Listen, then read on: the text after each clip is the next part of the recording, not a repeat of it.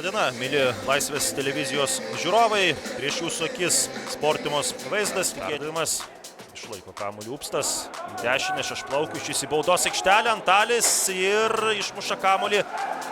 Ten Hegelman ekipos gyvo. Golubickas. Išlaiko kamuolį. Geras perdavimas. Smūgis ir Paukštė. Atremė Klaudijaus Upsto smūgį. Paulius buvo Kamerūno komandoje. Perdavimas į baudos aikštelę ir Ščedras bandė mušti galvą.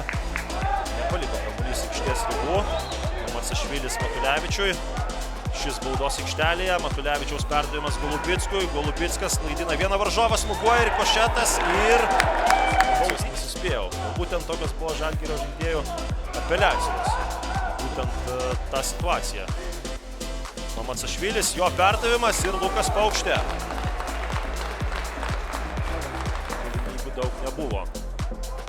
Matulevičiaus geras perdavimas. Sadauskas kiek praleido šią situaciją.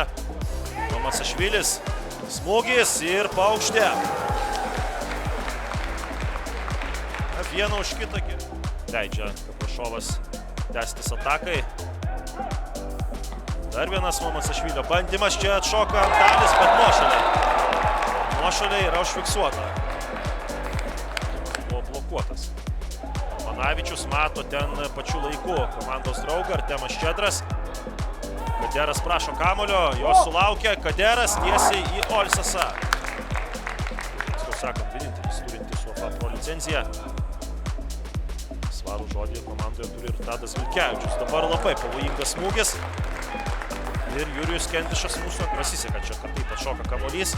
Šešplaukis, proga smūgiui, smūgio nėra, yra perdavimas, Macašvilis, jo smūgis ir įvartis! Šaudė ir prisišaudė savo Macašvilis, puikus įvartis į tolimą į vartų kampą. 66 minutę ir duok dieve, tokių smūgių ir dar daugiau Vilniaus Žalgirio aistruoliams viso sezono metu. Vėlius įtraukė su prieki. Veržlus prasiveržimas, Petkovičius, proga smūgiui, smūgis blokuotas, Rikošetas ir matysime kampinį. Netliko ten Upstas ir komanda, bet atkarpa jau praeityje. Dabar kampinis ir apsigina pirmojo bandymo Žalgiris, Matijus Lineikis muša tiesiai iš toli į Karlo epizodas. Ir Hegelman komanda kelia kampinį link pirmojo virpsto ir Vilniaus Žalgiris norėjau sakyti susitvarko su šią situaciją. Kaderas, jo smūgis ir per save muša Kaderas Ndžioja Abdelas virš vartų. Tai buvo paskutinis akcentas šios dienos rungtynėse.